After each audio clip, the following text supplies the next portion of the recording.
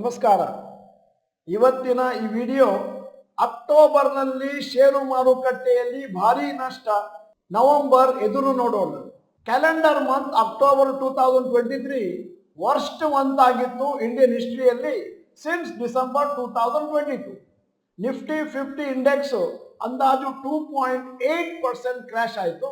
ಮತ್ತೆ individual stocks ಕೂಡ ಬಹಳಷ್ಟು ಕೆಳಗೆ ಹೋಗಿದ್ದಾವೆ. ಅಲ್ಲದೆ ಇಡೀ ತಿಂಗಳಿನಲ್ಲಿ ನಮ್ಮ ಸ್ಟಾಕ್ ಮಾರ್ಕೆಟ್ ಇಂದ ಸಂಪತ್ತು ಕಳೆದು ಹೋಗಿದ್ದು 7.6 ಲ್ಯಾಕ್ ಕ್ರೋರ್ಸ್ ಅಕ್ಟೋಬರ್ ತಿಂಗಳಲ್ಲಿ ಒಂದರಲ್ಲೇ.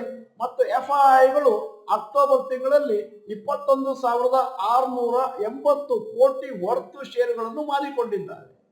ಏನು ಕಾರಣ ಅಂತ ಕುತೂಹಲ ಇದ್ರೆ, ಮೊದಲನೇದು ಇಸ್ರೇಲ್ ವಾರ್ ಸಿಚುವೇಶನ್ ಒಂದಷ್ಟು ಇಂಟೆನ್ಸಿಫೈ ಆಗ್ತಾ ಇದೆ.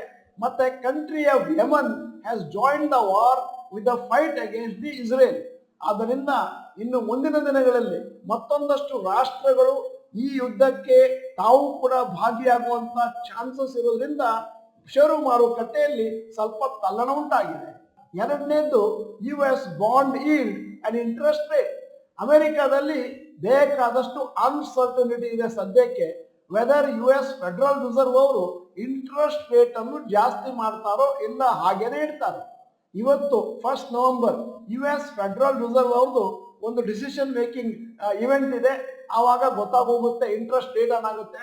ಅದೇ ತರನೇ European central bank also will announce GDP and inflation figures ಈ ವಾರ. ಅಲ್ಲಿಗೆ ನಮ್ಮ ಷೇರು ಮಾರುಕಟ್ಟೆಯ ಡೈರೆಕ್ಷನ್ ಕರೆಕ್ಟ್ ಆಗಿ ಗೊತ್ತಾಗೋಗುತ್ತೆ. ಅಲ್ಲದೆ ಗ್ಲೋಬಲ್ ಸ್ಟಾಕ್ ಮಾರ್ಕೆಟ್ ಯಾವ ಡೈರೆಕ್ಷನ್ ಹೋಗುತ್ತೆ ಅದು ಕೂಡ ಗೊತ್ತಾಗೋಗುತ್ತೆ.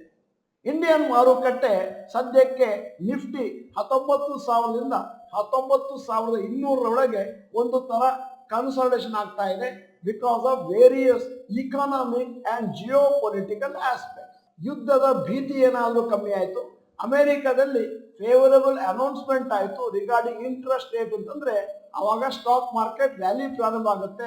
ಇಲ್ಲದಿದ್ರೆ ಷೇರು ಮಾರುಕಟ್ಟೆ ಒಂದು ತರ ಫ್ಲಾಟ್ ಆಗಿ ಅಥವಾ ವೀಕ್ ಆಗಿರುವಂತಹ ಚಾನ್ಸಸ್ ಇದೆ. ಈಗ ಟಾಪ್ ಗೇನರ್ಸ್ ಇನ್ ಅಕ್ಟೋಬರ್ 2023 ಕೆಲವು ಸ್ಟಾಕ್ಸ್ ನ ನಿಮ್ಮ ಮುಂದೆ ಇಡ್ತಾ ಇದ್ದೇನೆ. ನೆಸ್ಲೆ ಇಂಡಿಯಾ 6.4% ಮೇಲಕ್ಕೆ ಹೋಗಿದೆ ಒಂದೇ ತಿಂಗಳಲ್ಲಿ.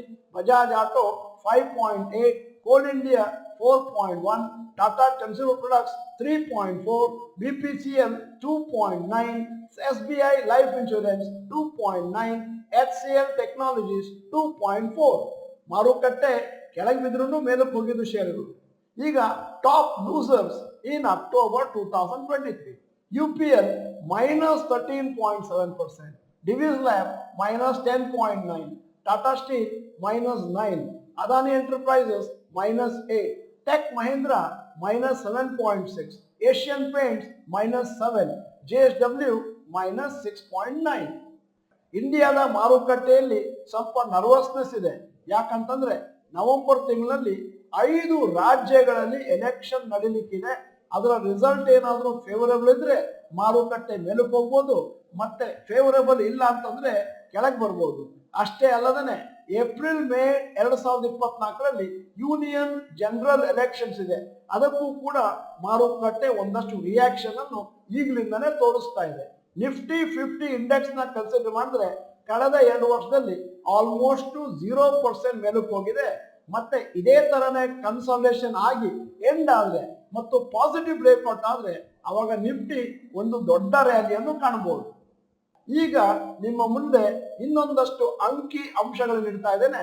ಹಲವಾರು ಬ್ಲೂ ಚಿಪ್ ಸ್ಟಾಕ್ಸ್ಗಳು 52 ವಾರದ ಲೋಯೆಸ್ಟ್ ಅಲ್ಲಿ ಒಂಥರ ಕರೆಕ್ಷನ್ ಸ್ಟೇಜ್ ಅಲ್ಲಿ ಇದ್ದಾವೆ.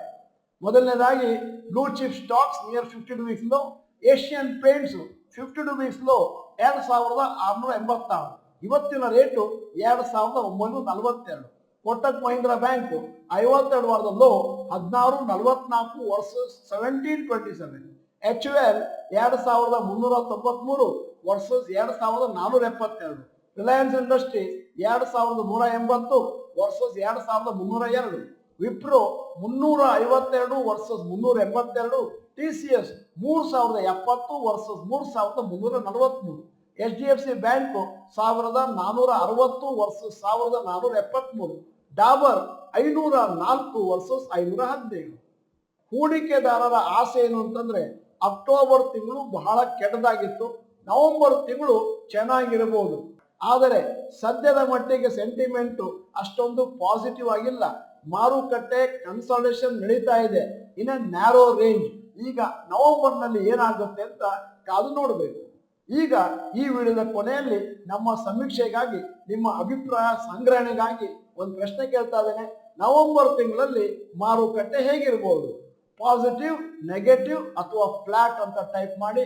ನೀವು ಡಾಕ್ಟರ್ ಭರತ್ ಚಂದ್ರ ಇನ್ಸ್ಟಿಟ್ಯೂಟ್ ಕನ್ನಡ ಚಾನೆಲ್ ಮೆಂಬರ್ ಅಲ್ಲ ಅಂತಂದ್ರೆ ಇದೀಗ ಸಮಯ ಸಬ್ಸ್ಕ್ರಿಪ್ಷನ್ ಬಟನ್, ಬೆಲ್ ಐಕಾನ್ ಒತ್ತಿ. ವಿಡಿಯೋ ಚೆನ್ನಾಗಿದ್ರೆ ಲೈಕ್ ಬಟನ್ ಒತ್ತುವುದನ್ನು ಮರಿಬೇಡಿ. ವಿಡಿಯೋನ ನಿಮ್ಮ ಎಲ್ಲಾ ಸ್ನೇಹಿತರಿಗೂ ಫಾರ್ವರ್ಡ್ ಮಾಡಿ. ವಿಡಿಯೋನ ಸಂಪೂರ್ಣವಾಗಿ ನೋಡಿದ್ದಕ್ಕೆ ಧನ್ಯವಾದಗಳು. ನಮಸ್ಕಾರ.